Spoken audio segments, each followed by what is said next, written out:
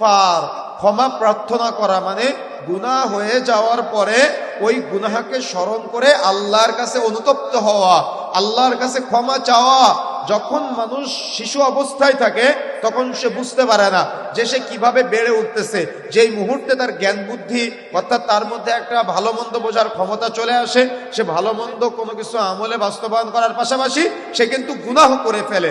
এই যখন তার ভালো মন্দ বোঝার ক্ষমতা হয়, যখন সে গুনাহ করে, প্রত্যেক বাবা মার উচিত তার সন্তানকে গুনাহ থেকে মুক্ত হওয়ার জন্য, পাপ থেকে মুক্ত হওয়ার জন্য রাস্তা দেখিয়ে দেওয়া। কেন? তার সন্তান ভুল করবে, এটাই স্বাভাবিক, অন্যায় হবে, এটাই স্বাভাবিক, সে পাপ করে ফেলবে, এটাই স্বাভাবিক, কিন্তু তাকে তার রবকে চিনিয়ে দিতে হবে। অর্থাৎ তাওহীদ উলুহিয়া, তাওহীদ রুবুবিয়্যাহ এবং তাওহীদ আসমা ও সিফাতের জ্ঞানটা প্রত্যেক বাবার উচিত তার সন্তানকে শিক্ষা দেওয়া। তাহলে তার সন্তান কখনো এমন শিরকের সাথে জড়িত হবে না।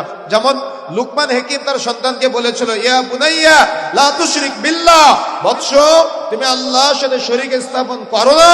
কিন্তু আপনি কোনোদিন আপনার সন্তানকে আল্লাহর সাথে শরীক স্থাপন করা থেকে বিরত থাকতে বলেন নাই, বরং আপনিও ওই কবরে নজর মানত করেছেন, আপনার সন্তানকেও ওই দেখা যাচ্ছে বিভিন্ন কবরে, মাজারে, খানকায়, পীরের কাছে গিয়ে ক্ষমা চাওয়া শিখিয়েছেন। পাপ থেকে মুক্ত হওয়ার জন্য সমস্ত পথ, পদ্ধতি এবং পন্থার জন্য আপনার সন্তানকে আপনি ওই পদ্ধতিটা, শিরকিয়াতের পদ্ধতি শিক্ষা দিচ্ছেন। এই জন্য প্রত্যেক মুমিন, প্রত্যেক মুসলমান, প্রত্যেক মুমিনা, নারী এবং পুরুষ যারা আছে সবাইকে তার আল্লাহর সাথে কথা বলা শিখতে হবে। প্রত্যেকটা মানুষ যারা আজকে শিরকের সাথে জড়িত, এরা বুঝে না যে আল্লাহকে পাওয়ার জন্য কোনো দালাল লাগে না, আল্লাহর কাছে ক্ষমা পাওয়ার জন্য কোনো মিডিয়া লাগে না, আল্লাহকে ডাকার জন্য কোনো দালাল লাগে না। মনে রাখার চেষ্টা করবেন। তাহলে বিষয়টা কেমনে কি দেখেন, আপনি যখন নামাজে সূরা ফাতিহা পাঠ করেন তখন আপনি কি বলেন? ইয়াকা না'বুদু ওয়া ইয়াকা নাস্তাঈন। ইয়াকা শব্দের অর্থ কি? ইয়াকা শব্দের অর্থ হলো একমাত্র, কেবলমাত্র, শুধুমাত্র। না'বুদু আল্লাহ তোমারই ইবাদত করি, ওয়া এবং ইয়াকা একমাত্র, কেবলমাত্র, শুধুমাত্র, নাস্তাঈন আল্লাহ তোমার কাছেই সাহায্য চাই। তাহলে সূরা ফাতিহার মধ্যে কি আমরা আল্লাহকে খাস করলাম না? আমরা আল্লাহকে নির্দিষ্ট করলাম না? তো নামাজের মধ্যে যদি আল্লাহ আপনাকে দিতে পারে, নামাজের বাইরে আল্লাহ আপনাকে দিতে পারে না? আমার কথা কি বুঝতে পেরেছেন? নামাজের মধ্যে যে আল্লাহ আপনাকে দিতে পারে, নামাজের বাইরে ওই আল্লাহ আপনাকে দিতে পারে না? অবশ্যই পারে, কিন্তু আপনি বুঝেন না তাই, আপনি জানেন না তাই, আপনি পথ খুঁজেন না তাই। আল্লাহ রাব্বুল আলামিনকে আপনি নামাজের মধ্যে বলছেন, আল্লাহ একমাত্র, কেবলমাত্র, শুধুমাত্র আল্লাহ তোমার ইবাদত করি, পৃথিবীর কোন সৃষ্টির ইবাদত করি না।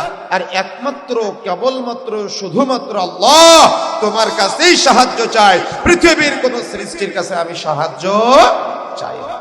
তাহলে যদি কোনো ব্যক্তি বুঝে শুনে কথা বলতে পারে, তাহলে ও মসজিদে আল্লাহর কাছে চেয়ে মসজিদ থেকে বের হয়ে ও কবরে গিয়ে বলতে পারবে যে আল্লাহ তোমাকে পাওয়ার জন্য এই পীর বাবাকে ধরলাম, তোমাকে পাওয়ার জন্য এই খানকা ধরলাম, তোমাকে পাওয়ার জন্য এই মিডিয়া বা দালাল ধরলাম, তোমাকে পাওয়ার জন্য এই মাজার ধরলাম, এটা কেউ বলতে পারবে? তাহলে ইস্তিগফারের জন্য, ক্ষমা প্রার্থনার জন্য আমাকে আপনাকে সর্বদা, সর্বোপরি, সর্ব অবস্থায় সরাসরি আল্লাহর কাছে চাওয়ার জন্য এখন থেকে টার্গেট, প্রচেষ্টা এটা আপনাকে চালিয়ে যেতে হবে। কেন? যত বেশি আপনি আল্লাহর সাথে কথা বলতে পারবেন, তত বেশি আপনি দুনিয়াতে তৃপ্তি সহকারে বেঁচে থাকা ব্যক্তিদের একজন অন্তর্ভুক্ত হবেন। আর যত বেশি আপনি আল্লাহর থেকে দূরে সরে যাবেন, তত আপনি দুনিয়ামুখী হয়ে যাবেন এবং পাপাচারের সাথে জড়িয়ে যাবেন, গুনাহের সাথে জড়িয়ে যাবেন, অন্যায়ের সাথে জড়িয়ে যাবেন। সালাতে আপনার মনোযোগ বসবে না, সিয়ামে আপনার মনোযোগ আসবে না, হজ করার জন্য আপনার মনোনিবেশ তৈরি হবে না, যাকাত দেওয়ার জন্য আপনার মনোনিবেশ তৈরি হবে না, দান সাদাকার জন্য আপনার কোনো ব্রেনের মধ্যে কোনো প্রসেসিং আসবে না। কেন? আপনার তো আল্লাহর সাথে কোনো কানেকশন নাই, আপনার তো আল্লাহর সাথে বন্ধুত্ব নাই।